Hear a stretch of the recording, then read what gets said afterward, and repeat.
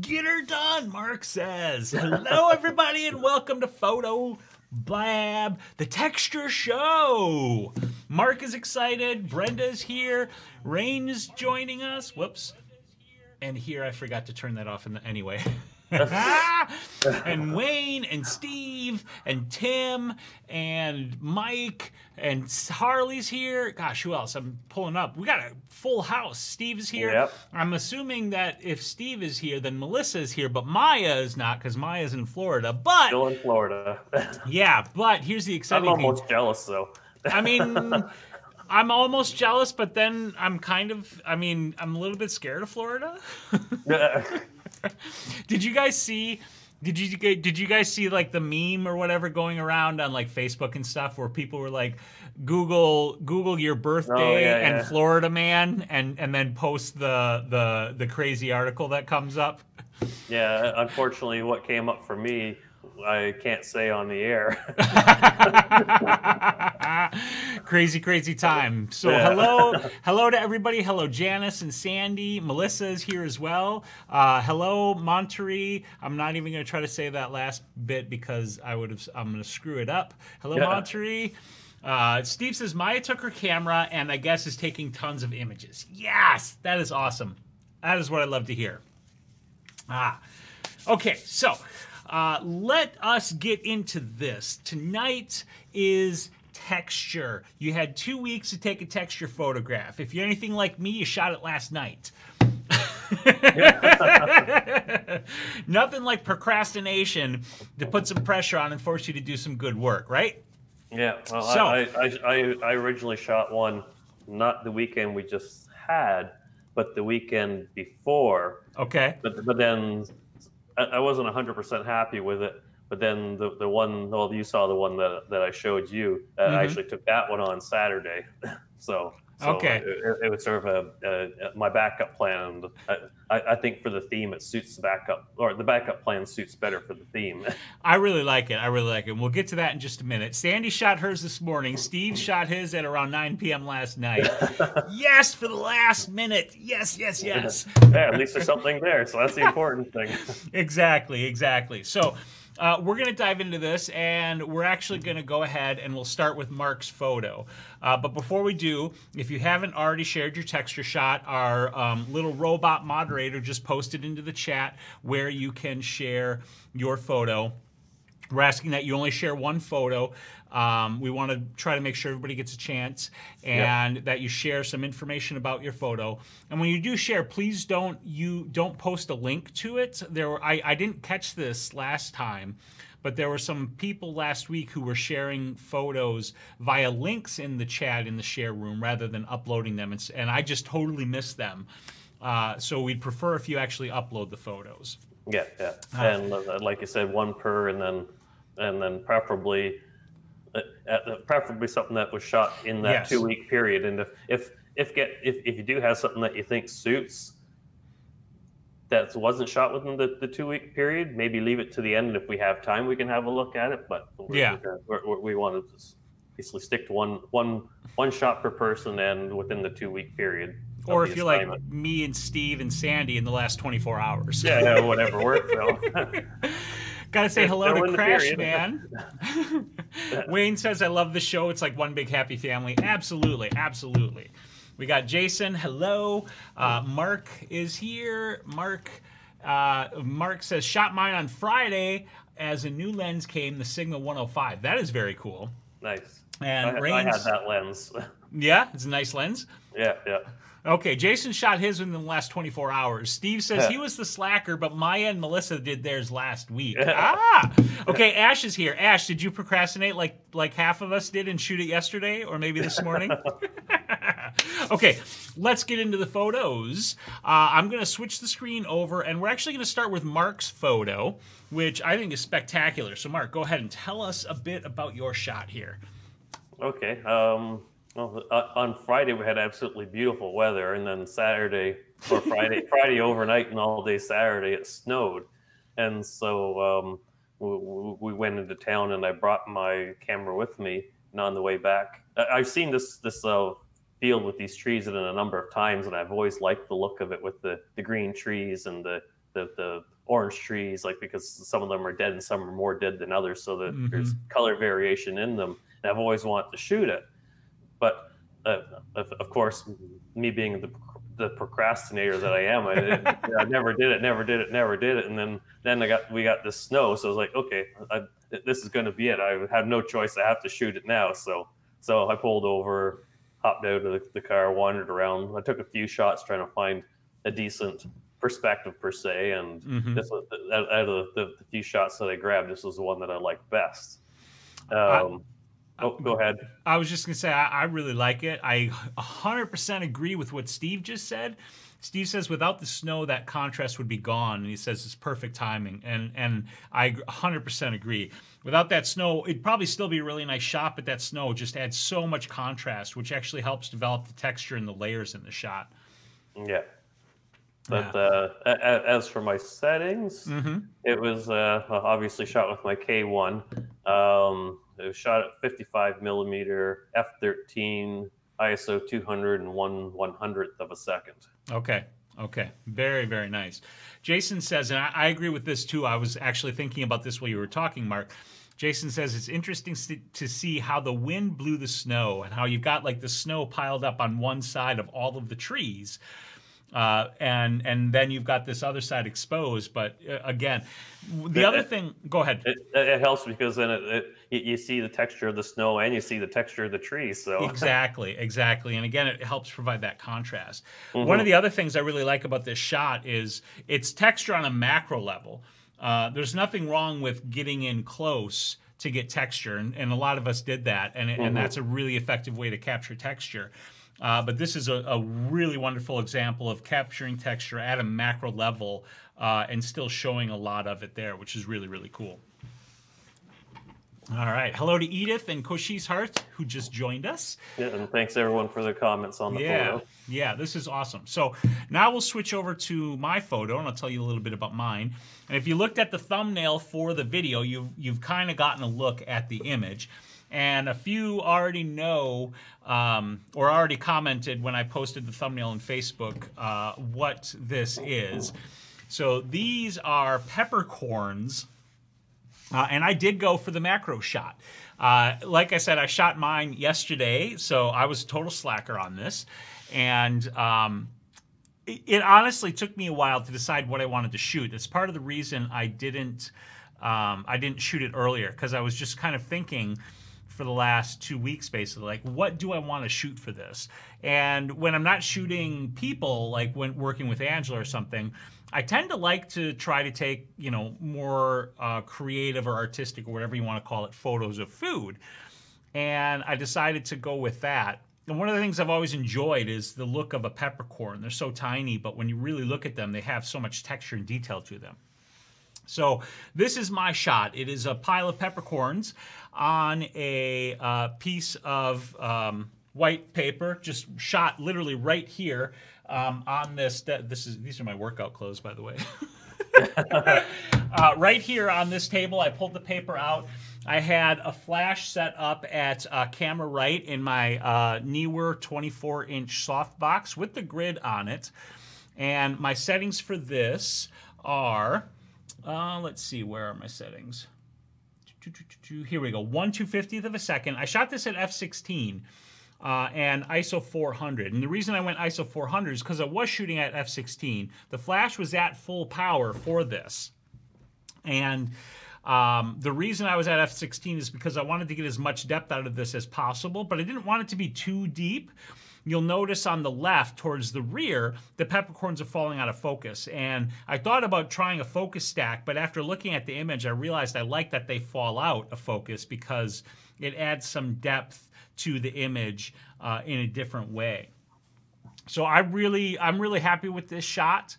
I used my 40 to 150 millimeter Olympus lens with a macro tube on it to allow me to get in closer than I could have otherwise without that macro tube to get this photo. So I'm pretty happy with it. The macro tube, the one you have, does it communicate with the lens, or do you have to basically do it all manually? It does communicate with the lens, but I actually I manually focused it anyway, so I was able to focus with it, but I wanted to put the plane of focus in a specific area. So right. yeah, right. so I just used. I just kind of more wondering like the aperture and what have you. Yeah. It handled all of that stuff, which was really nice. Cool. All right, so Tim says, I really enjoy on this how the detail falls out of focus. Mark says, great shot. You would make a great photographer. Good call, good call. Hello to Harry Farrell, who's joining us. Cochise Heart says, excellent details. Thank you very much. If you guys want to, let me know in the chat, and I can throw mine up into the share room so you guys can take a closer look at it. But yeah, that's my photo. And enough about our photos now. We should get to your guys' photos. So let me flip over to the share room, and we can see what you guys got here. So this is just going to update for a moment, and then we'll start with the first photo here, which is pretty fantastic. Hello, Mike, and hello, Diana, who are joining us. And let me find, this is Harpocrates, so I got to find the comment here.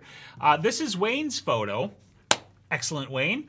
And Wayne says, taken with the Lumix FZ200, this was shot at 1/250th of a second at ISO 100 and an aperture of f4. And he says, I believe this has good texture, taken by the main road near me. Mark, go for it. I'll let you start. No, I totally agree. This definitely has great texture, this one here. You've got so much happening in this shot. You've got like the main subject and the big rough bark on it, and then you've got where the bark's kind of separated, and you can see it sort of semi peeling off the main tree itself, and then inside all the texture of all the rotting wood inside, and then you've got all the branches coming out from this main intersection as well too, which in itself is kind of interesting because you had the one main trunk, and then all of a sudden, boom, all these branches coming off of it. So yeah, that's definitely a well spotted opportunity here. And then even the trees in the background sort of help a little bit with the texture as well too.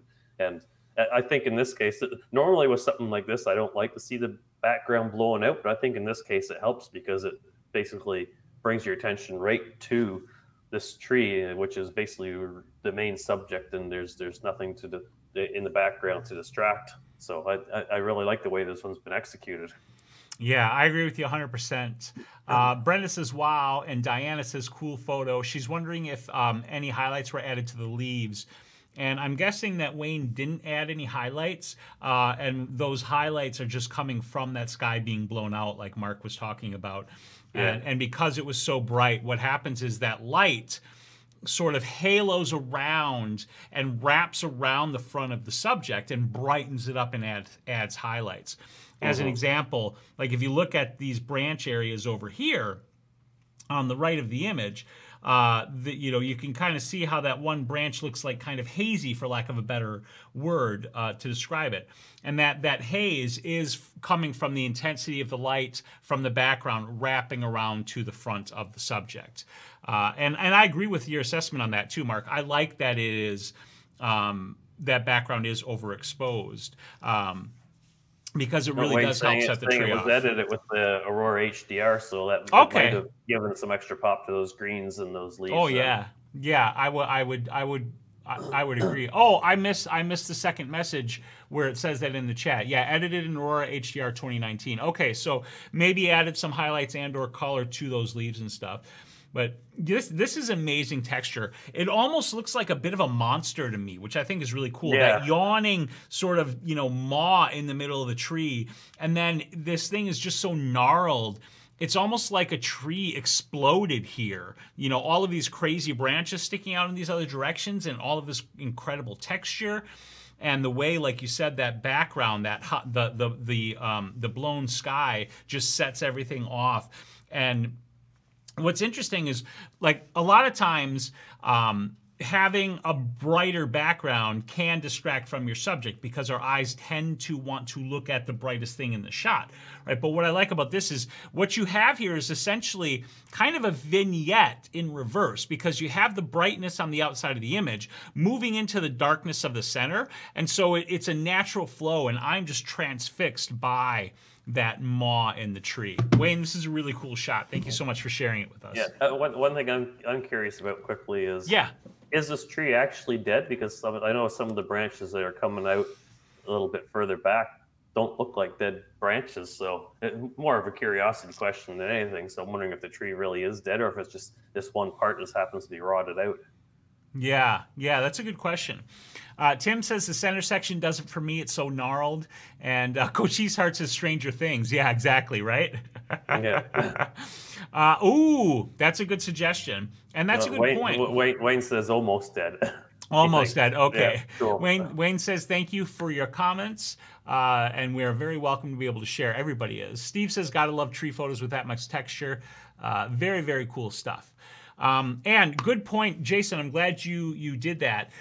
We also do need your suggestions for next week's, not next week's, but the next theme, which would be due in 2 weeks. So if you have ideas, I do still have some from the last time we did the show, but I need you guys to share your ideas in the chat. I'm going to take notes for them, and then I will make a poll. I'll try to make the poll at around 6:30, so we have the last half of the show for you guys to vote on the poll in the video. And our first suggestion is Stranger Things.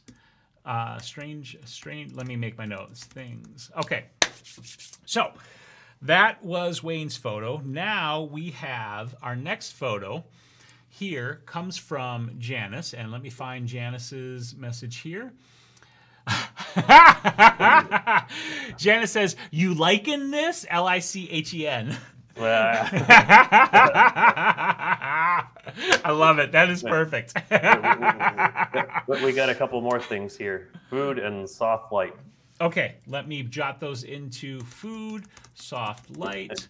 Jason says soft light for next time, just to mess with that Spyros Heniadis. Fair point. Yeah. So keep your ideas coming. Janice says, "You liking this? I just got a new macro lens. I'm sensing a theme here with new macro lenses, which is awesome." No kidding. Janice's is the 100mm Takina f2.8, and this was her first outing with it. The Nikon D80 1/640th of a second, f4, and ISO 100. All right, Mark, I'll let you start on this one. Oh, who shot it? Sorry, Janice Forrest did. And she just bought the lens, so it's sort of her first go at a macro, I assume. Yep. Yeah, nice. So for a first go, it's definitely good. What were the settings? The settings again are 1/640th of a second, f4, and ISO 100. Okay. So it's definitely a great shot, especially for a first go at it. One thing just to keep in mind for macros, it's probably not a bad idea to maybe even shoot it like a f8 or f16 just to give even more depth of field, because macro your focal plane is just so narrow. It's easy to miss. Like I'm just looking at the Leica there, the one at the top, and how it's just starting to go out. If it had been at f8, then you might have got all of that in focus, and then it started to fade out. But that's just minor, though. It's a great picture. I like the definitely lots of texture in this one. Is you just keep looking around at all the different things, like the lichen and the bark or rock, or I'm not sure if it's a rock or if it's the tree bark, but I think it's bark. Yeah, but that either way, and even down at the bottom right corner, all the white stuff going on there too. You just keep looking around and looking at all this interesting texture that's going on here. It's quite interesting. It's a good eye to catch this for sure. Mm-hmm. I love the way the lichen does stand out here, and I agree with what you're saying. Here, having a little bit greater depth of field might add to it, but what I like about it on the flip side of that is it almost has the feeling of being one of those like small world tilt shift kind of photos because of the way the depth of field is. You have, you know, like these layers of bark up above, and then just below them you have, you know, and we're talking, you know, like an eighth of an inch or something. Like it's a very small amount of depth difference, and it's already falling out of focus. And that makes it feel like this is almost in miniature, which is pretty cool. And I mean, it is, but at the same time, it has a different sort of feel to the photo that I'm actually quite liking. I love the color variation and the shadow variation. I like that you use the lichen as kind of a focal point, because a bark in itself is, of course, really super interesting. But having this little extra kind of fuzzy variation in the texture on top of that, I think, is really cool too. One of the things that is also worth thinking about with these is the angle that you approach your shot at. And I'm not saying that the angle you shot this at is a bad angle, Jan. I'm just wondering if you tried any other angles as well. I tend to like lower angles. Now, this isn't for everybody, so I'm not saying you have to shoot this way. But when shooting macro, it's really, really useful to make sure you explore your different angles, because with macro more than even regular photography, it's easy to fall into shooting top down, which is, again, kind of that like normal human point of view, and that can sometimes be a detriment to a photo. So, at any rate, let's see what you guys had to say about this. Mark says the Takina is a great lens. Janice says, thank you for the suggestions. I will try a different f-stop next time. Edith says, when it's my turn, please don't zoom in on my shot. It isn't super sharp. You don't have to apologize for that, yeah. Edith. Come on. We'll it's all good. Our eyes. Yeah, it's not a big deal. Not a big deal at all. Hey, Crashman says, can I still take good photos with my phone? Absolutely. 100% positively. In some respects, a phone can be, like, especially with like macro stuff, a phone can actually almost be better, because of the size of the sensor and the way the phones work, you can end up with a bigger depth of field for like macro stuff, and it's mostly just about your eye learning how to see things and getting things framed up properly, remembering the basic rules of third and stuff like that. But absolutely, I've seen a lot of phenomenal phone pictures out there. Yeah, I agree with you 100%. It's what Jason just said in the chat. He said it isn't the gear that takes the good pictures, it's the photographer. So learn what you have and how to use it. If that's a phone, then use it to take the best pictures you can, and you'll end up taking amazing photos, because, you know, it's us, it's our eyes, it's our creativity, and it's us thinking about what we want to capture and communicate. The thing we capture that with, it's just a tool. Yep. All right, so Janice said, I read after playing with it to adjust angles, I will try again. Excellent, that's the spirit. We got to get out there, we got to take some damn photos, right? Try and try. Try. Learn by experimenting. Yep, exactly. Hello, Michael, who's just joining us, Michael McLean. Hello. And this here is Mark MC's photo. So this is the side of a bin that's kept outside that we use to burn personal letters. So this is a burn barrel. And this was shot at f10, and 1/100th of a second at ISO 100 with one off-camera flash. Mark, I'll go right ahead. Yeah. I gotta get a drink. Using the off-camera flash is a brilliant idea, because in a case where maybe you have poor lighting, like maybe it's just an overcast day or something like that, then adding flash can definitely give you some depth and dimension, and when you have something with textures like this, you can really bring out the textures with something in a case like that by giving some nice dramatic lighting. So the kudos for thinking of doing that. So I like that, and in general, I like this picture too. I like the texture of the old rusted wire, and I like the way you've taken. I'm assuming we're looking at this sideways, and the gray is all the waste in the bottom of the barrel, but I like the way you've got it divided right in the thirds. So you're definitely making good use of the rule of thirds here by kind of adding some interest and thought to the way you've got it laid out, instead of just having that straight down the middle. So yeah, great planning on this shot. I really like it. Yes, I agree 100%. So this I think the thing that just makes this shot extra incredible is the fact that that ash on the back side of it doesn't cover the entire background of the shot. That there's a difference in between that from the, at that third marker there changes this in a really wonderful way, because on this 1/3 you've really got the strong pattern of the wire and all of this incredible rusty detail on it, which is created beautifully by that off-camera flash, highlighting all of that and letting the shadows fall to create that texture. Like, I love that. In addition to that, the darker background sets that off, and the brighter part of the image on that third is actually the wire, because that background is falling off into the darkness. Then you move over to the other part of the image and you have all of that ashy, burned up stuff there, which has its own texture. And that is much brighter now than the wire, and the wire is kind of obscured and embedded into it. So now we have this like whole different kind of texture going on here. Like those little bits of ash and stuff, like I genuinely want to like pick them off of the picture, which is really, really cool. When you can create an image and capture texture that makes a person want to reach out and touch the photo, like that's really fantastic. So this is another fantastic example of texture. Edith says it's an awesome shot. Oh, hello, Kevin, who's joining us as well. Wayne says great texture. Janice says really nice. Brenda says ash in the bin, not concrete. Yeah, I thought it was concrete as well. I think Jason said, yep, Jason said he thought it was cement as well. Is that what you thought too, Mark? No, I figured it was ash. Okay. Yeah, it's really, really awesome. Oh, excellent. Hello, Flavio. Flavio uploaded a photo as well. That is excellent. Cool. Welcome to the show. Mark says, I was almost upside down taking this. That's pretty cool.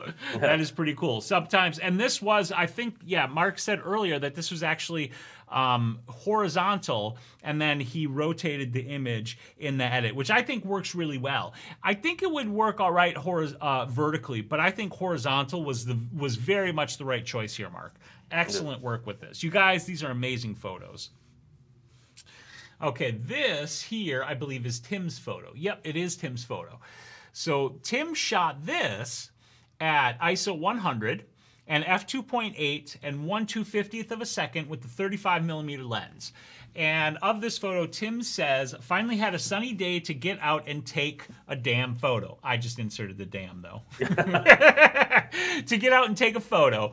Took some liberties. Right. And Tim says, this is of an old tree that fell down due to a carpenter ant infestation. Oh, okay. That is super cool. I was wondering what it was. It was the perspective is interesting, and just looking at it, it's like, I was just looking, trying to figure out what it was, but it makes sense. Yeah, that's super cool. Go ahead, Mark.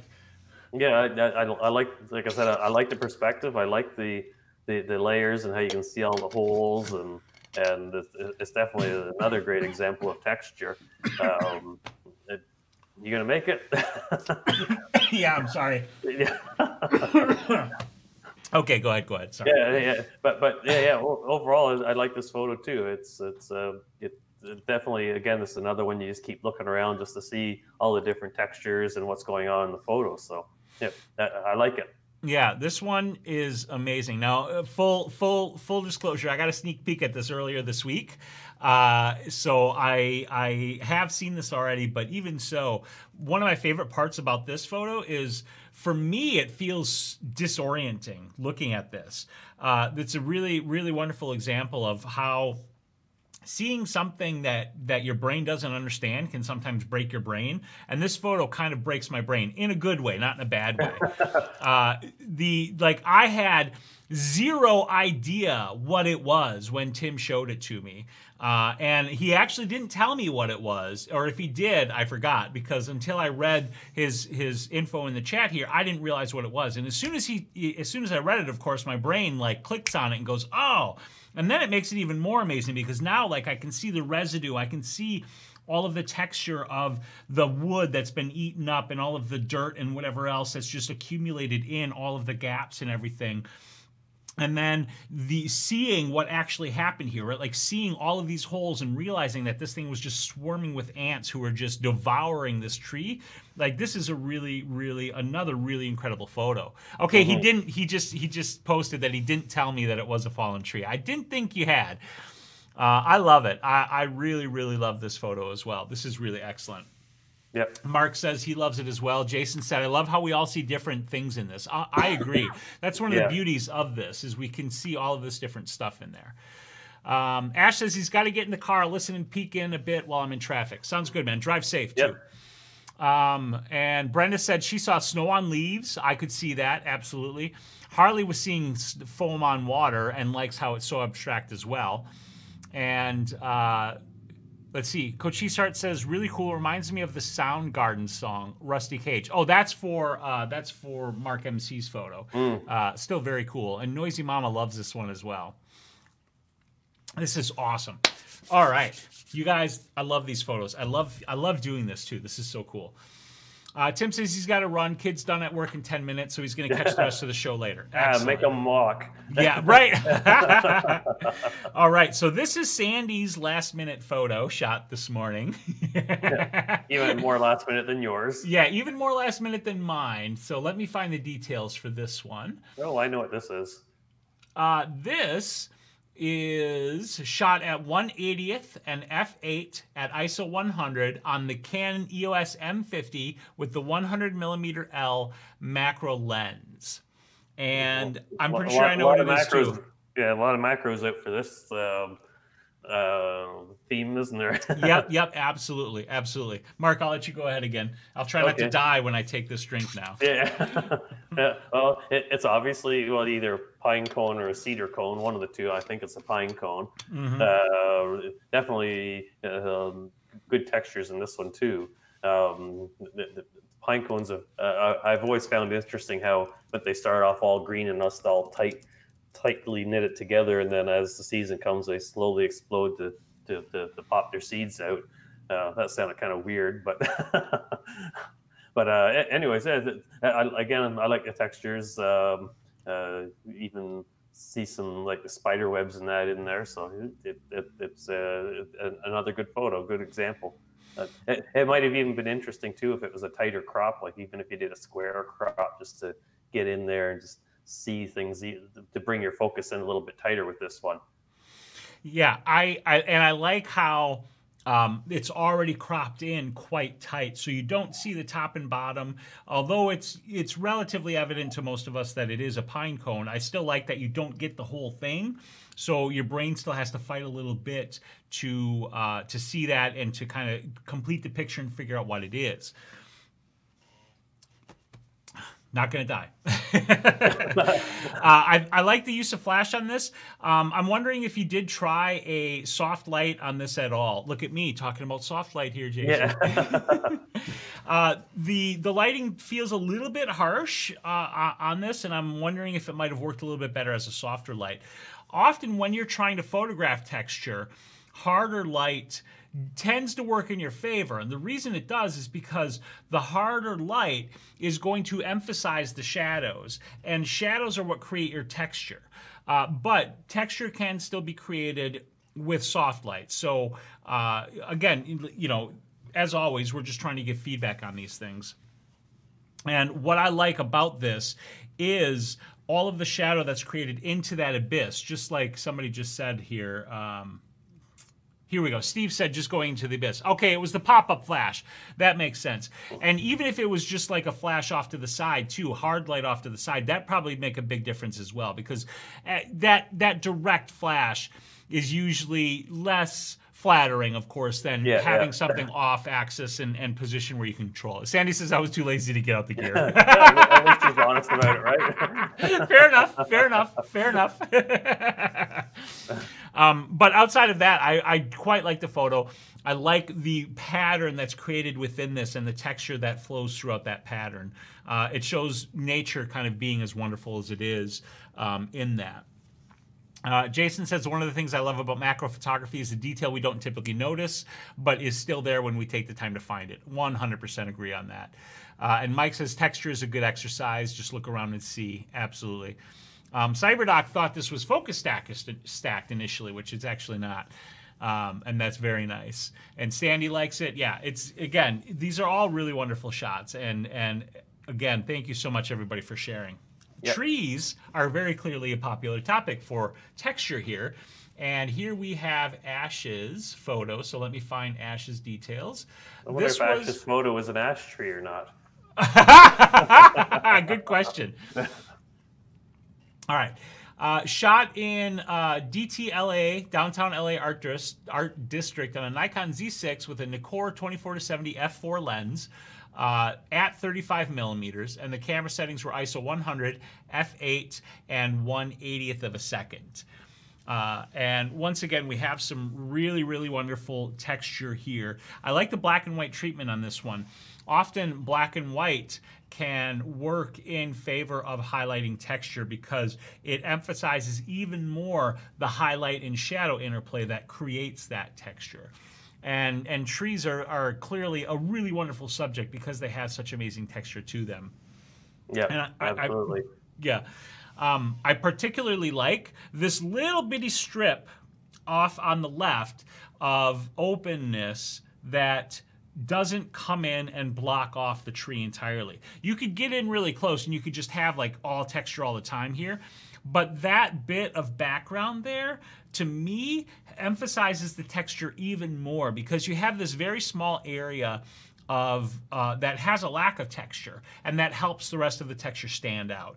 And I love the way this thing moves and flows, the lines that take you through this. I think it's really another example, it's a really well done shot. That knot right in the middle there, I think, is really particularly helpful too, because it gives us something to kind of move around and almost struggle with in this photo.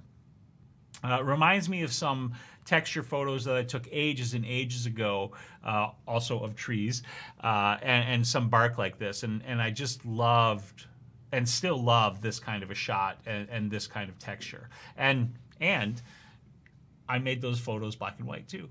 Yeah, there you go. All right, Mark, let's hear what you got to say about this one. Yeah, well, it basically is mirroring what you're saying. I don't mind the strip at the left side either. I think because you had that open strip there, it actually helps because you get to see some of the bark, how it's sort of popping out of the side of the tree. If you had that cropped in, you'd lose that little bit in there. But I like the fact that he's kind of focused on that knot that's right there too. So you've got the texture of the bark running down up and down the tree, but then when you get to this knot, it all kind of wraps around it, and it gives you a little bit extra to look at and think about while you're looking at the picture. Yes, absolutely. Thank you, Ash, and again, everybody for sharing with us. Mike says, great shot, like the black and white, and Edith also says, great shot. Hello, I love, thanks for joining. And Wayne says, hello. Nice. Yes, Mark says, black and white is a great choice as well. Harley, referring to Sandy's photo, says, I like the snow on the sides and how that sets off the pine cone, very much like Wayne's tree earlier on did as well. I really like doing this theme stuff. I hope you guys are enjoying this 2-week assignment. This is really, really funny. Or not funny, but really, really fun, and I really enjoy that. Yeah. So I hope you guys are liking this too. In another couple of minutes, once we get to the next photo here, I'm going to let Mark talk about the photo, and then I'm going to set up the poll for you guys to vote on the next challenge. So this photo here is Mike Azinski's shot, and this is pretty wowza. So let me get the info here, and let's see, where is it? Here we go. Blue ice texture. Photo of my acrylic ice chips with the flash shooting through it. And this was shot with the Olympus using in-body focus stacking, which is a really cool feature. This is the EM1 Mark II, shot in manual mode using the 12 to 40 millimeter f2.8 Pro. I love that lens. The focal length was 28 millimeters. The shutter speed was 1/50th of a second. F-stop of 7.1 and ISO 200, and then there was one Godox V862 speed light in a 4x6 clip-on softbox to light this up. Nice. All right, I'll let you go ahead while I set up that poll. Okay. And the one thing I'm kind of curious about is whether it was a blue gel or whether it was a. I think the ice chips themselves are blue because he said blue ice chips. Yeah, he did say they were acrylic. So yes. yeah, I suspect you're right, but I'm kind of curious about that. But I definitely like this, and I think the focus stacking worked quite well in here. Just because you're basically getting details almost all front all the way to back. So as a good experiment, and I think it's a good execution of it. Love the colors.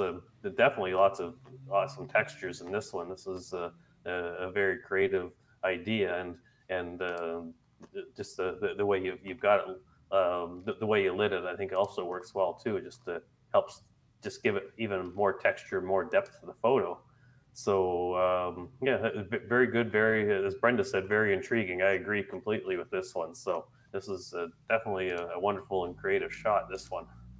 Yeah, this is a really, really beautiful photo. It is a blue gel as well. Okay, that's good to know. When I saw this, I was just blown away by it. This is a different kind of texture, and it's just absolutely stunning. Like, again, I want to run my hands through that blue, that monochromatic blue, but with all of the variation that's in that blue is just absolutely stunning. And this makes me feel a lot of different things. It makes me feel the cool and cold that you would associate with ice. And again, like I said, it makes me want to run my fingers through it. It makes me feel like, think of shiny and slick Cyberdock. It makes me think of an icy tundra desert somewhere. Like, this is just absolutely beautiful. Crashman says it's so pretty. Jason says, I like this abstract. You couldn't tell what they were without the text. It kind of looks like small, smooth crystals. Yep. Hello, Scott, by the way. Scott says, nice shot for my desktop background. And Mark says, I wish I'd done this one. I thought it was a blue gel as well. Hello, Wayne, who's joining us as well. And Brenda says, very intriguing. Sandy loves it. Creative shot from Janice. Big wow from Wayne. Noisy Mama says, this is so pretty. Yeah, this is a really, really wonderful shot. I'm not able to add, for some reason, while it's running, I can't seem to add the poll to it. So I'm going to try to come up with another quick way to do the poll before the end of the show.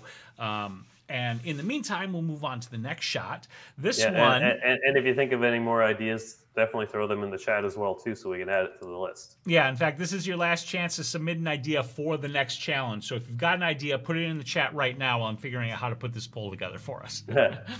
Okay, so this is, I believe, Jason's photo. Yes, it is. And Jason saw this while he was walking around. The stone it is on supposedly came from a jade quarry. There were a bunch of these stones in this person's yard. I'm sure over the years there's been some weathering and oxidation to cause the bluish color. And he says, regardless, I thought it was pretty cool. I took a few photos of the hitch pins with my cell phone. He said that's what he had with me, and then edit it in Snapseed. So the exposure info is in full frame equivalent terms, but this was shot on his smartphone, as he said, at f1.8, 1/227th of a second, and an ISO 20. Those are the actual settings, and then 57 millimeter full frame equivalent focal length. Nice. Yeah, I like this. As soon as I saw it, I knew what it was. I could see it's one of those spring pins, but it looks like it's been rusted like that for a few years, so it probably doesn't work anymore. But I like the blue textures, and it's kind of funny because the stone is all blue, so it kind of gives a cool feel to it. But then the rusted pin has a nice warm feeling to it, so it kind of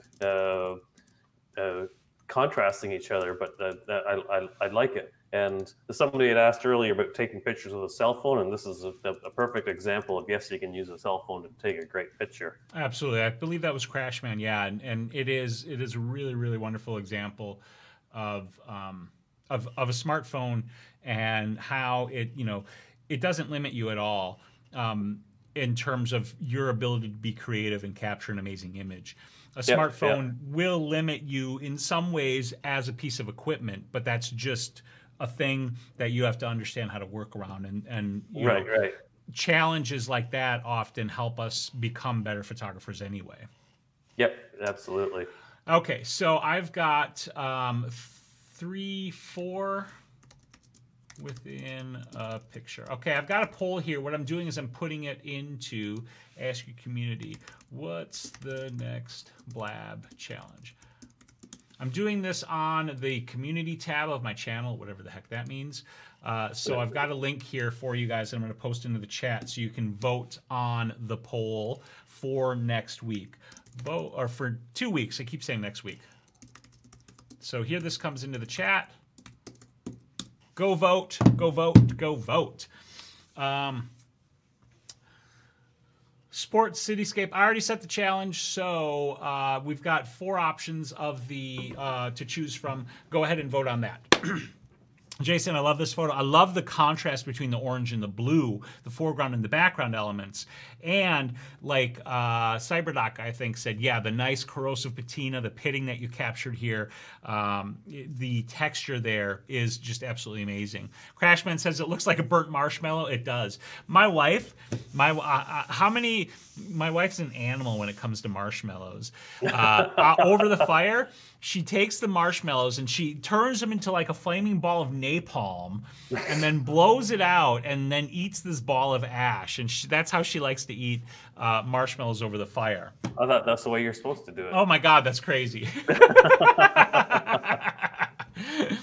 Okay, let's move on to the next photo. Let me flip over back to the information. This here is, let me see, find the information.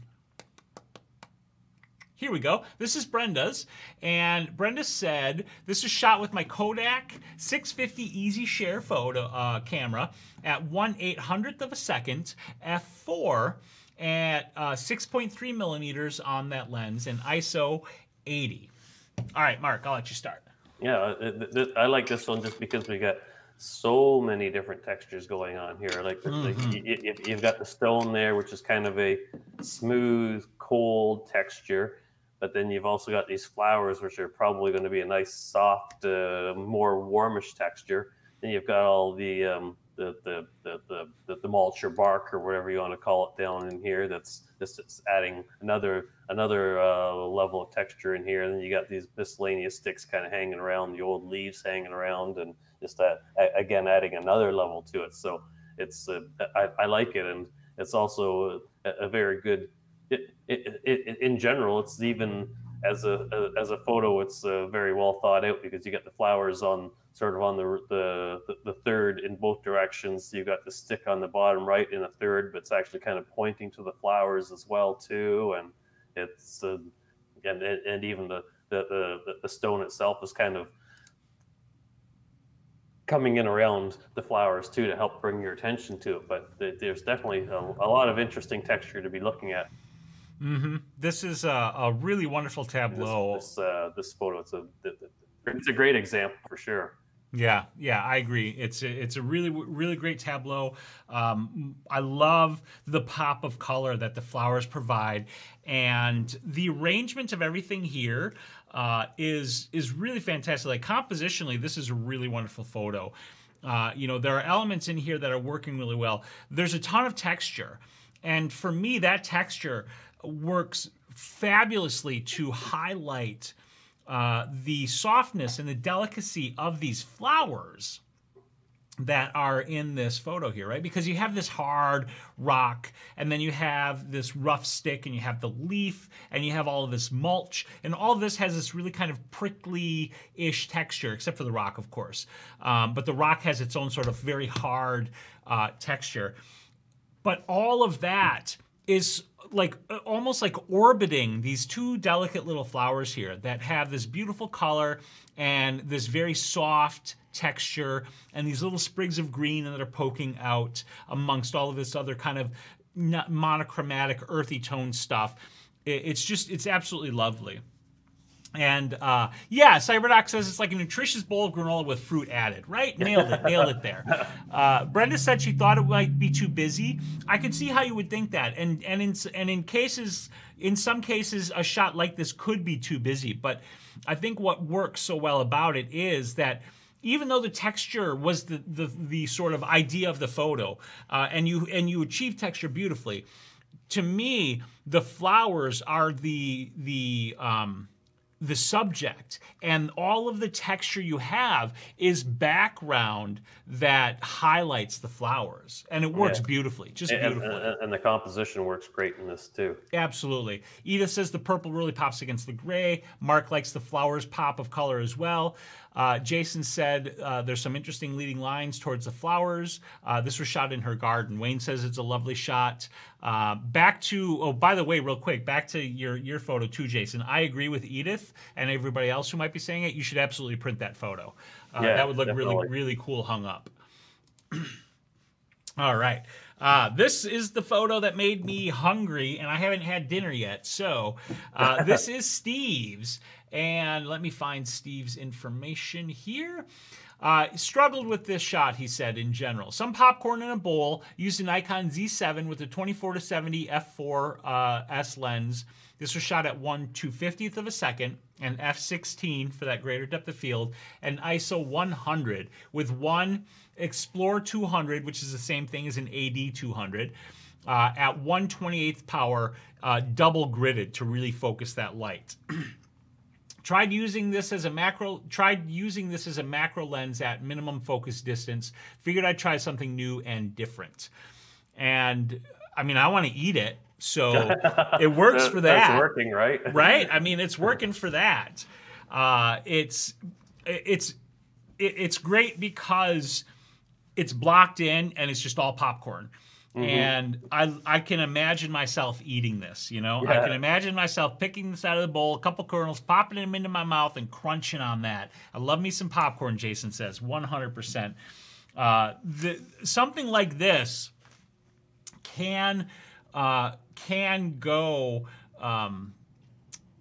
poorly isn't exactly the word I want to use, but with a very monochromatic subject like this, you can sometimes lose the texture. But Steve captured it really well here because you have that variation in highlight and shadow, and you have enough color variation from the kernels and the corn that you don't get lost in the relatively monochromatic feel of the image.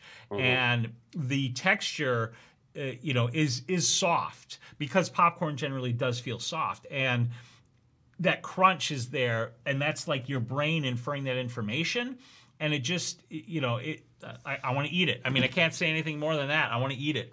Yeah. Well, what I find is interesting with this is he's saying he used the flash to light it, but I thought it was probably window light or something like that, just because you've got a little bit of a shadow coming from the top left corner, coming all the way down to the bottom of the frame, just a little bit to the right of the middle, and I thought maybe it was like a slat in the window or something like that. So that kind of had me curious, and then he mentioned it was lit, so it kind of surprised me even more to see that little bit of a bit of shadow there. But with it being there, I think it just adds a little bit of extra interest to it as well too, as minimal as it is there though. Yeah, it's another really well done example of texture, which is great.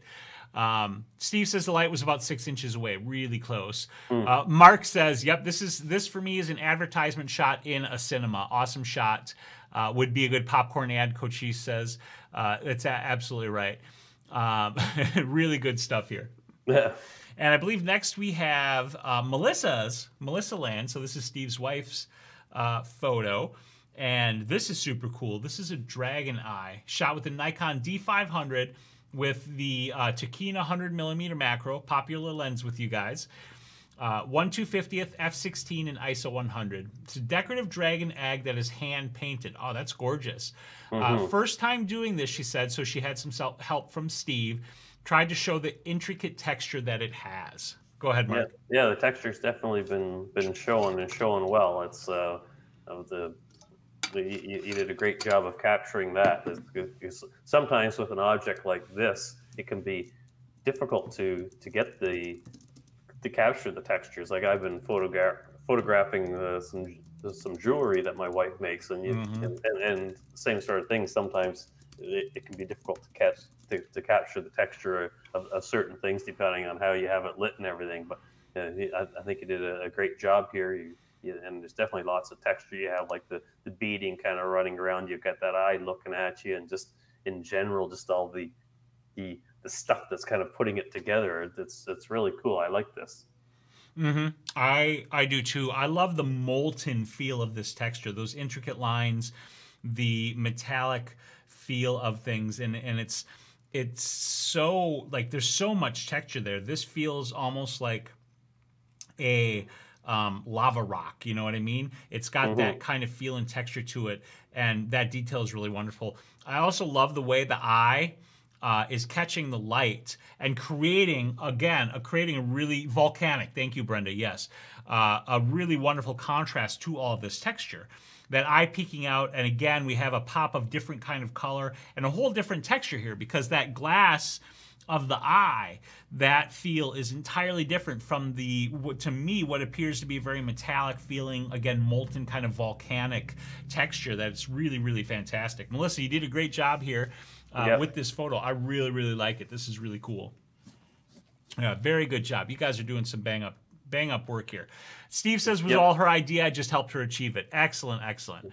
Yep. And the last from the Land family is Maya's photo, and Maya shot this with the Nikon Coolpix B500, 1/250th of a second, f2, and 4mm on that particular camera's lens, ISO 125.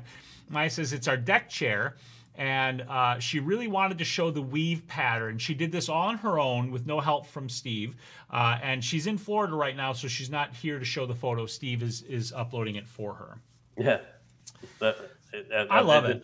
Yeah, me too. I looked at it, and like to me, it didn't scream a chair. To me, it screamed like some sort of a metal weaving or something like that, and I was just intrigued with it, and the way the way it's captured, and I hate to say it, I'm almost disappointed. It's just a chair, but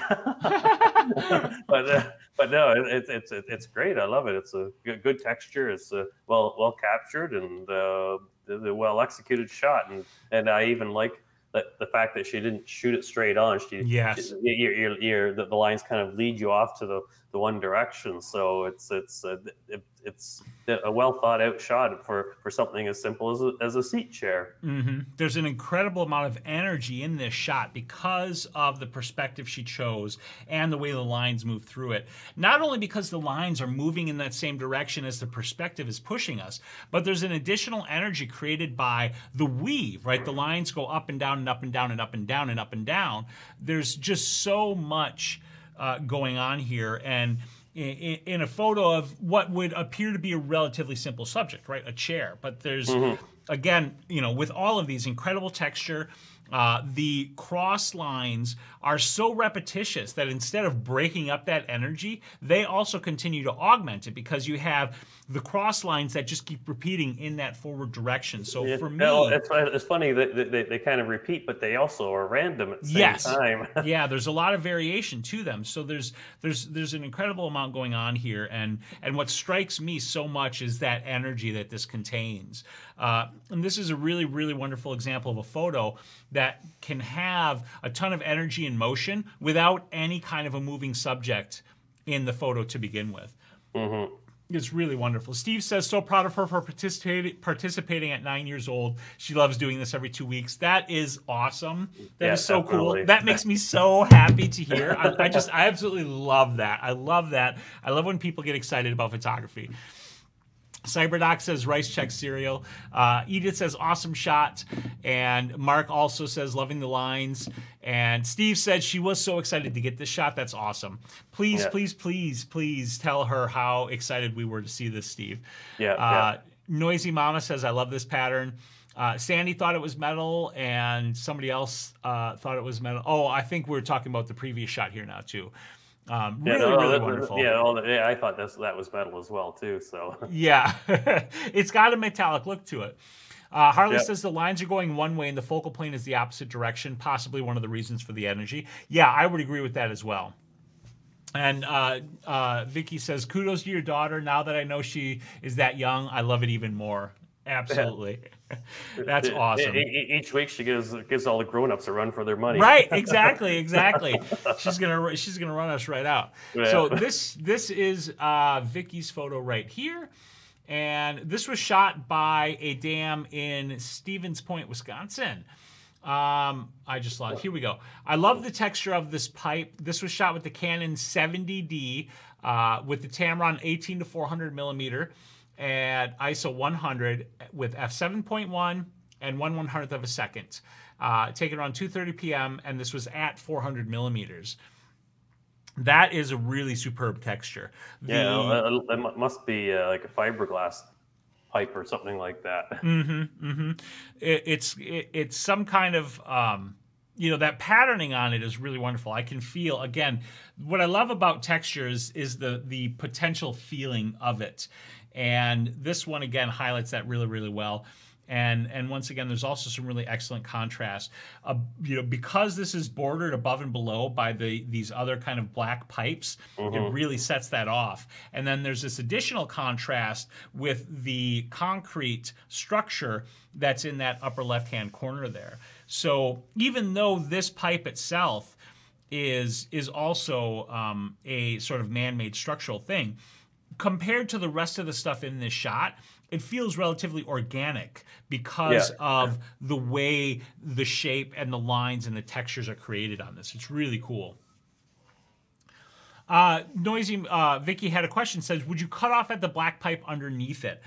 I'm not sure, honestly. Like, if I just kind of zoom in on it, I like it because it kind of frames, because you got the one on the bottom and the top. But I can see maybe losing the square bar below the black pipe, but I think I'd keep the black pipe though.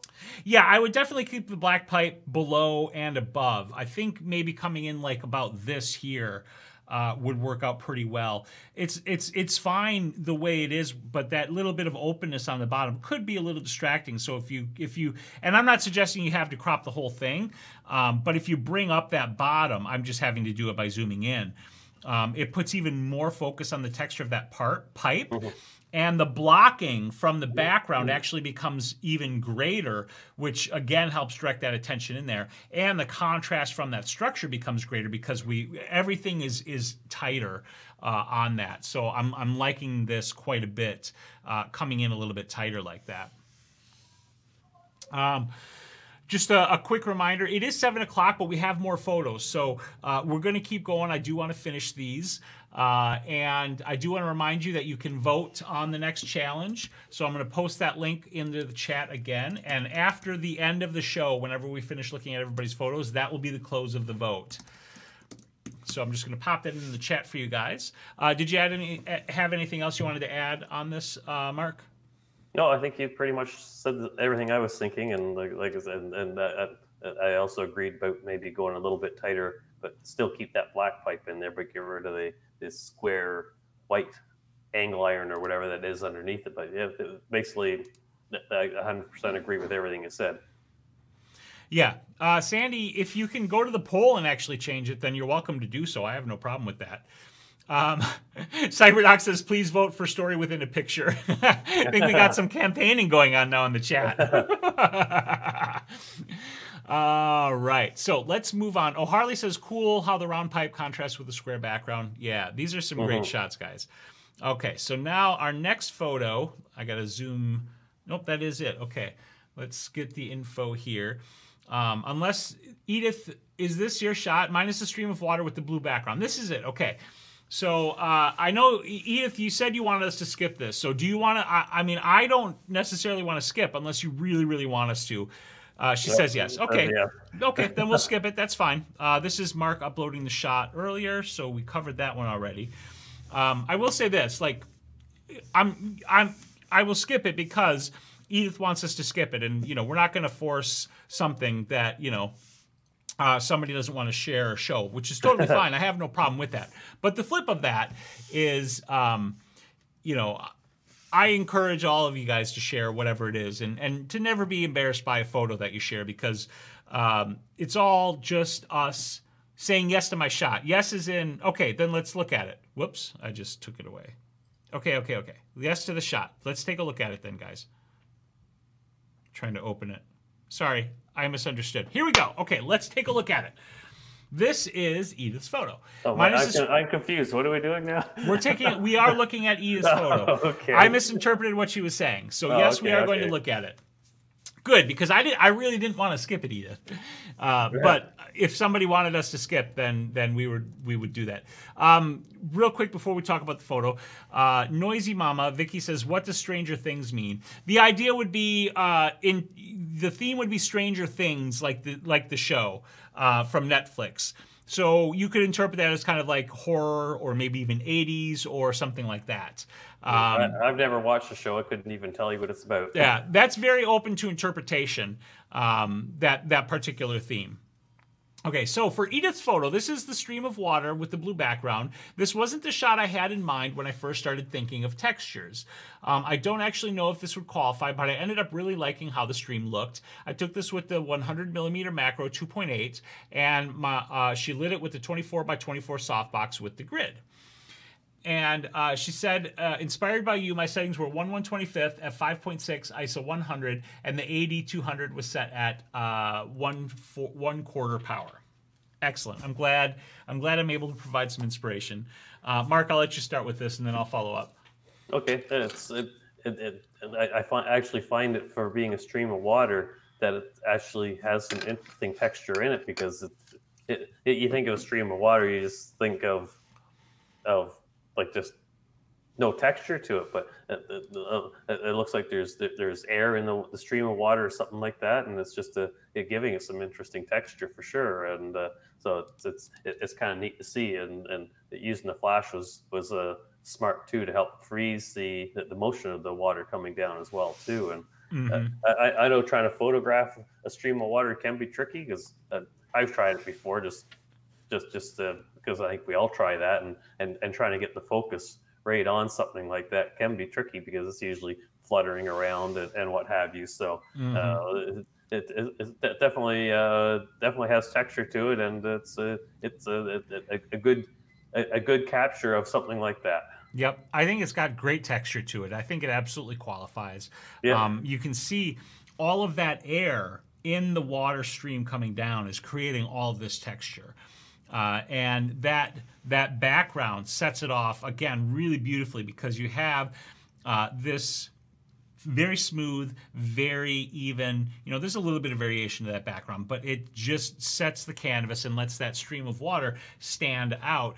And you've got texture in addition to the bubbles. You have all of this side texture from the fluttering of the stream that Mark was just talking about. And you're absolutely right. Lighting this was a brilliant thing to do, because without the light, it would be much more difficult to capture that texture. You'd need some sort of very bright interior, like like your ceiling lights, whatever. They would not be sufficient to allow you to capture this kind of photo. So using the flash was really a good idea. You can see it coming in and getting in there and highlighting the air bubbles and all of this incredible texture here. So it's really nicely done. Absolutely qualifies, and I'm very glad that you shared it and that we're able to take a look at it. Softbox was in the bathtub. I love it. I love it. So this is a blue sink. The softbox was in the bathtub. That's what we do to get the shot. We turn ourselves upside down. We put photography equipment in the bathtub. We stopper up our sinks and waste a bunch of water trying to take pictures. This is awesome. You guys are the best. You guys are the best. Yeah. All right. We're going to take... Okay, so that was Mark's again. And now we have... This is... Here we go. Melting snowbanks in macro. This was shot with the Panasonic LX100. This is Wayne's photo. Excellent, Wayne. Perfect. So this was shot with the Panasonic LX100, ISO 200, 1/3200th of a second, and f2.8. Really, really nice. Mark, I'll let you go ahead on this one. Yeah, I agree. I've always enjoyed like snow, ice pictures, and what have you, that sort of thing. Admittedly, I think you said it was shot at 2.8. I think being a little bit little bit more stop down might have worked a little bit better, but other than that, I do like the picture. Like I said, I've always had a fascination with ice and how and the formation of it, and like the crystals that they form, and definitely works for texture because you get the texture of the icicle hanging down there, but then you've also got the texture of all the ice crystals that are all surrounding it and everything. So like I said, I think other than the aperture, the setting of the aperture, it's a great picture. Yeah, I like the pokey feel of this. There's this feels sharp, even though it's not like super sharp. Like the texture of the ice, the way it's captured, the way the points are and the edges are, it looks and feels very sharp to me. And that's the impression that I get from the texture on this, that kind of prickly sharp feeling, which I really quite like. I'm not sure about the depth of field again, too, on this one. Yeah, I think it's going to be a preference thing because Steve said the same thing. He likes the shallow depth of field. Yeah, I think I do too, because it allows this one small sort of sliver of texture to really stand out in the shot. And there's no right or wrong here, just like Mark said. It comes down to preference and just thinking about what you want to achieve. Just like in the comments, some of you were talking about how you like this bit of foreground blocking it. I'm okay with that. I do wish that it was off just a little bit, because as I move down through this photo towards the bottom, that foreground comes in and obscures some of that texture that I really want to see. And in a way that works, but in a way it also kind of, it doesn't push me out of the photo, but it makes me wish that I could see some more of that texture that is there, that is so rich and that I do want to see. But outside of that, like compositionally speaking, I love the way it flows through. And again, you know, you've got a beautiful, touchable, compelling texture with it, which I think really works really, really well. Wayne says, I thought the Micro Four Thirds would give a larger depth of field at 2.8. It does to some degree, depending upon the lens you're using and the position you're at. Yeah, absolutely. But even with Micro Four Thirds at f2.8, you're still shooting pretty wide, and that lends itself, of course, to shallower depth of field. Despite that, it's still a really excellent photo, and I still quite enjoy it. I think the overall idea of just this sliver of texture moving through the photo works really well, and it's executed really nicely. Mark says, loving the black and white. Coach Easthart says, Game of Thrones ad, winter is coming here. Yeah. Edith says she loves this shot. Steve says, I like the shallow depth of field on this one. Instead of stop down, it showcases the icicle. And Mark's, Vicky was saying that she loves the depth in the photo, in your photo of the trees, Mark. And that's a really great example where the depth works really well. Yeah. Jason also likes the foreground blocking some of it. So yeah, there's some really great stuff going on here. Really good stuff. Thank you so much, Wayne, for sharing your photo with us. Yep, definitely. This, I believe, this is Flavio's shot. And let me get the information here. This is interesting. This is an organic conch view in black and white, and I have to scroll up in the chat here to catch the settings. Flavio, unless you could pop them into the chat again real quick, just because I'm not sure exactly how far up they are. In the meantime, Mark, if you want to start sharing some info or your thoughts on the photo, I'll come back with the settings once we get them. Yeah, no, I really like this one. This looks like something you'd see in like a museum setting or some sort of an art display. I love the reflection, and I love the texture of the shell itself and how it's lit and it. I think it's actually probably my favorite one out of the ones we've seen tonight. I don't know what to say. I just love the texture. I love the reflection. I can't think of anything bad to say about this one. Yeah, I love it. I love it. I did find the settings. This is at f9 with a 2.5 second shutter speed at ISO 100 and a 35mm lens. And CyberDoc just touched on exactly one of the things that I'm feeling from this photo, which is the sensuality. This is a very organic, very sensual, very beautiful photo. The curvature of this, the way everything flows in here, the softness of the shape, the roundness of the shell, all of that lends itself to a very, very soft, sensual, very beautiful feeling. And that contrasts very strongly with the texture you see on the shell, the layering of the shell itself, and the shell of the shell, the shell of the shell, the shell of the shell, the shell of the shell looks very, very rough, and that's an incredible contrast. That texture is just so different from the very organic and sensual feel that it really like strikes me. And I think my favorite part of this photo is the point where the shell is resting on the left of the photo, where there's an incredible bit of texture that reflects into a beautiful symmetry into the reflection in the back in the lower third of the shot there. Yeah. So this is really a really stunning shot. Wayne says it's a great shot. Brenda says stunning. Yeah. Cyberdoc says embryonic. It's funny too, because usually when it comes to reflection shots, I like to see the reflection straight down the middle, like this. So basically, it's like dead center. But in this case, no. This is the odd exception to the rule with reflections, where I love it just the way it is. I do as well. I think Steve makes a good point that the reflection really makes this photo, and that without it, it probably wouldn't work as well. It wouldn't be as strong of a shot. I think that's right, because the reflection continues that very organic and beautiful flow throughout the image. It's really beautiful. Yeah. The camera that Flavio used was a D7200 and he used a 35mm lens.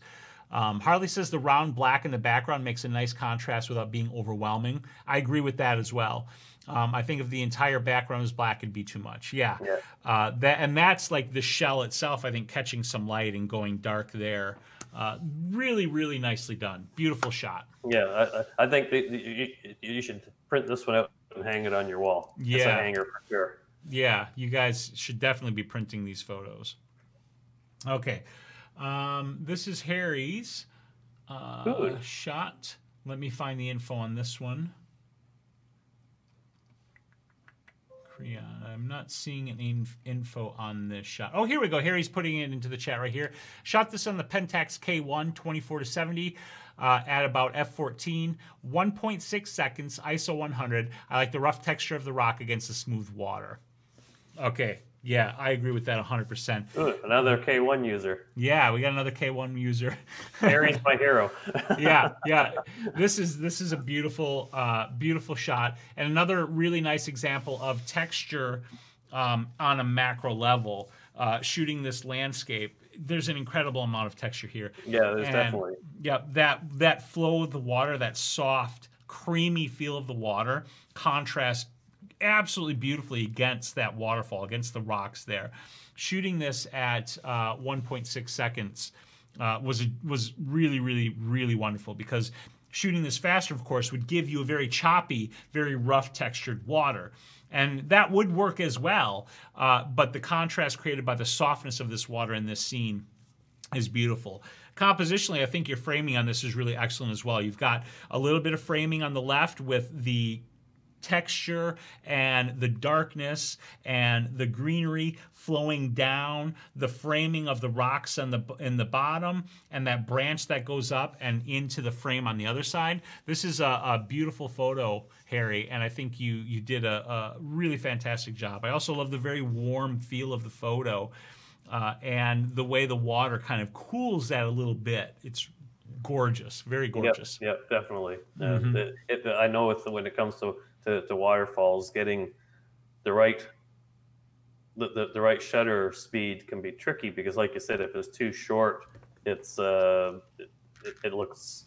I guess you could say it looks more natural, and some people like that look. But especially with this scene being texture, the longer exposure definitely works better. And then you could also even go to the extent of the exposure being too long, and then it doesn't. It loses its texture. So I think in this case, it's a perfect balancing act where he's got it. Yeah, I think it's really nicely done. Janice says, love how smooth it is. Scott says, nice shot.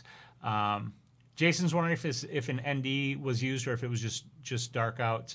Cyberdoc says the creamy textures in the lighting and vignette are tasty. I agree with that 100%. It's a lovely shot, Wayne says. Steve loves some long exposure. Vicky says beautiful. Very, very, very lovely shot.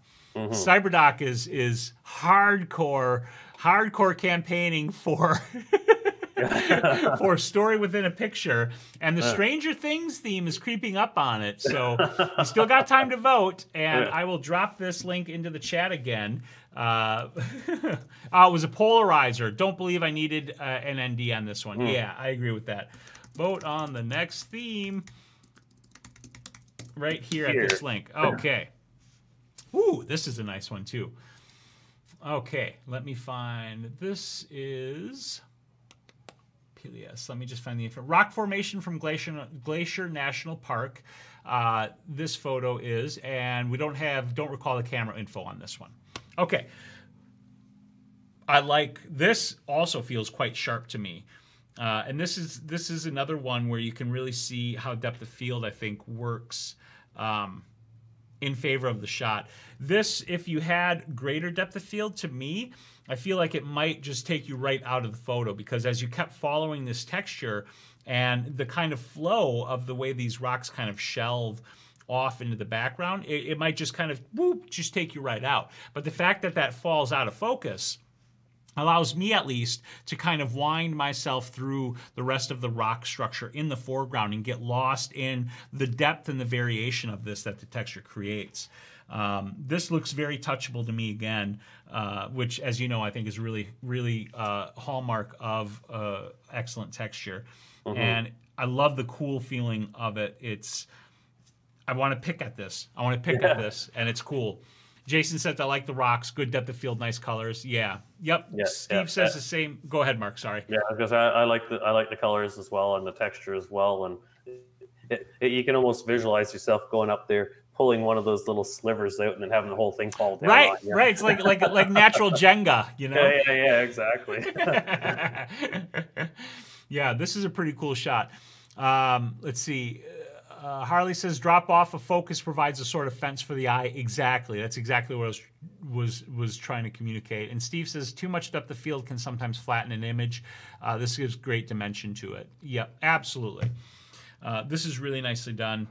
You guys have shared some absolutely amazing shots with us tonight. This is our last shot. This is Scott's. And this is pretty evident what we're photographing here. We've got just again, it's a warm summer's day. That's what right. It is. Yeah, just a super warm summer day, perfect day for popping a drink on the porch and enjoying the heat. Right. Yeah. Yeah. Like again, we have an incredible amount of texture going on here, and some really, really wonderful contrast. This is a super interesting shot. I love all of these icicles just piling down on top of the gas meters and stuff here. Scott says, I call it no gutters. That's perfect. Yeah, I think in a case like this is where you've taken a boring subject, but because of all the ice and everything just sitting on it, has suddenly made that boring subject quite interesting. Mm-hmm. And I quite like, too, again, you have this background. Some of that background has its own texture and variation to it. And that creates its own sort of texture. Contrast, again, contrast is so important to texture. If you haven't noticed, I've been saying contrast all night long. And contrast is incredibly important to texture. And I love the contrast between the ice here, the slick and organic feel of the ice against the very rough, very deteriorated texture of this wall. The way the one pipe punches in that hole that's created in the wall that feels rough and almost like a wound into the building. It's really, this is what some people might think of as a quote-unquote ugly subject. And I'm not saying your photo's ugly, Scott. I'm sure you understand that, but I want to make it very clear I'm not saying that. The subject matter, some people might look at this and think, oh, it's just a building and some meters. But there's a ton of stuff going on here that Scott captured, and I quite like it. I love the story that it's telling. I can't get over that wound feeling of that hole being punched into the wall there. Like, that's the bit of texture that really stands out to me. Did you have anything else you wanted to add, Mark? No, I think you covered it pretty good there. Yep. Okay, awesome. Jason says there's a lot going on here, not in a bad way, but there's a lot to look at and explore in this image. Absolutely. Yep. And oh, hello, Herve Noel from New Brunswick, Canada. Coming in at the tail end of the show here, unfortunately, but thank you for coming in and joining us. Brenda says meters encased. Right, exactly. Scott says, I know the gas meters are boring, but the ice makes the pick. Absolutely. Yeah, and I'm not even saying that ice meters are boring.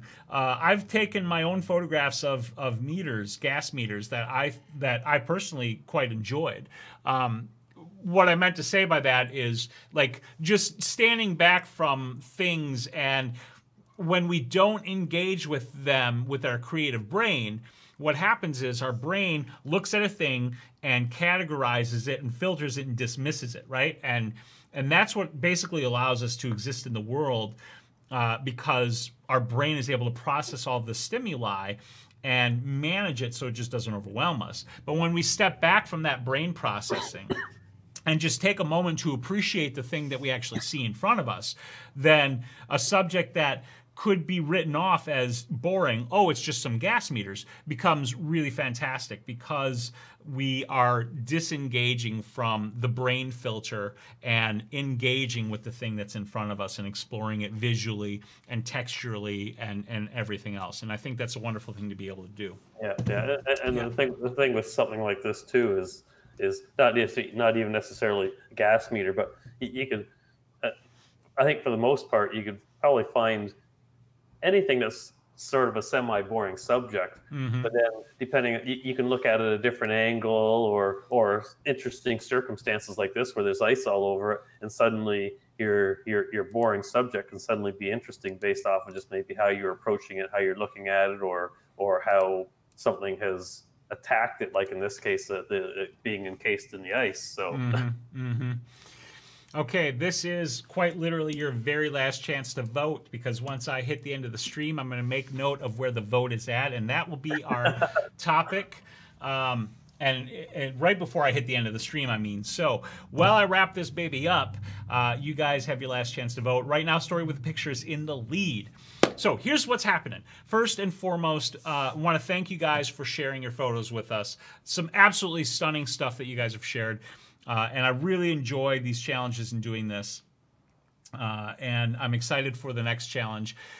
Edith says, I just want to thank this group for pushing me out of my comfort zone photography-wise. I would have never imagined I would be taking these kinds of pictures. That's what we like to hear. That's what we love to hear. Yeah. That enjoyment and excitement and growth, that's what we're here for. So thank you, everybody, for joining us, for participating in this. This Friday's stream is going to be a live photo shoot. Angela's coming over, and we are going to be photographing her inside of that giant softbox I made. Now, I have to say, is that the one that was postponed from a couple of weeks ago? Yes. Yeah. And I have to say, I'm actually a little bit biased. I kind of want Story within a Picture, because I think that photo shoot will work for that theme. Well, did you vote? No, I didn't vote. I'm not voting. I'm letting everybody else choose. I'm not going to influence the vote. That is what we're looking for. So that's going to be happening on Friday, and I'm quite excited for that. Also, for those of you who joined the live stream this past Friday, we ended up talking quite a bit about Patreon, and I was thinking about setting one up. And I did go ahead and take your feedback from all of the stuff that we talked about. And I did, with the help of my wife, set up a Patreon. So if you are interested in supporting the making of these videos that I make, the photo blabs that Mark and I do, and all of this stuff, you can, I would ask you to just go take a look at the Patreon. And if you want to support me there, I would be incredibly grateful. That support would help me continue to do this and expand what we do to try to continue to bring all of this joy and excitement to everyone. So with that, let me take a look. This is the official tally of the vote. I'm refreshing the page, and it has not changed. So the theme is Story Within a Picture. Next theme... I'm just putting this in the chat so you guys have it in text. Story within a picture. Do photos do? Let me take a look at this. 1. Okay. Bit of an issue here. Yeah. We're going to be in Denver the week that we would do this. Let me check with my wife. I'm not going to say we're not going to do it. I'm just going to say I'm not sure. No, we're not, because there's no way I could take all my gear with me. So we're going to have to do this one either a week early, which would be next week, or a week later on the 22nd. So right now, very quick, I want you guys to tell me, would you prefer the 22nd or would you prefer next week for Story Within a Picture? You've got like 2 minutes. Week early, Sandy says. Let me hear from the rest of you guys. What do you want? Week early, week late? I'm 22nd from Edith. Well. 22nd. Right. Okay. Going once, going twice. That's it. We're doing it.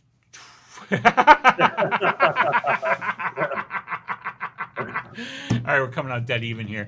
Yeah, no kidding. 1, 2, 3. You got a coin you can flip? 3, 4. Oh, we're getting more. You guys are coming in. Okay. I'll count up to 20 seconds. You count up the next week's. Okay. Okay. 1, 2, 3. Okay. 1, 2, 3, 4, 5, 6. Okay, I've got 6 for the 22nd. I was counting, but then I realized CyberDoc. CyberDoc's campaigning hardcore. I think the 22nd won. I got 6 on the 22nd. Yeah. Okay. All right, we're going with the 22nd. Yeah. All right, so it's going to be due the 22nd of April. Why can't I not type? There we go. 04/22. Okay. With that, we are going to wrap this bad boy up. Thank you guys so much for joining us and participating and being part of this. It's really lovely. If you want to check out my Patreon, go ahead. Mark, any last words you want to add here? No, I don't think so. It was a good show. I enjoyed seeing everyone's textures. It was admittedly, going into it, I was kind of expecting. I don't want to say less. I was expecting sort of more. Everybody's sort of doing the same thing. Like everyone's sort of having the same idea of and doing the same sort of thing. Like I think somebody mentioned a brick. Like that's sort of what I visualized happening. But we actually got a variety right across the board with all kinds of stuff, and it was great to see people thinking outside the box. Yeah, And admittedly, I had trouble trying to come up with something, and it was just kind of lucky that I came across those trees at the last minute, or I would have been sharing my other one, which is still good, but I don't think it quite fit the theme as well. Yeah. You guys, there was an amazing variety of photos and interpretation of this theme, and that's what I love seeing too. So thank you so much. Don't forget, Story Within a Picture, due the 22nd. This Friday, the live stream with Angela, we're going to do a live photo shoot. We're going to get out of here now, so thank you so much, everybody. Make sure you get out there and take some damn photos, all right? Have a great night. Bye. Night, everybody. I know where my stop button is, so I don't have to wait for the crazy person for too long. Bye.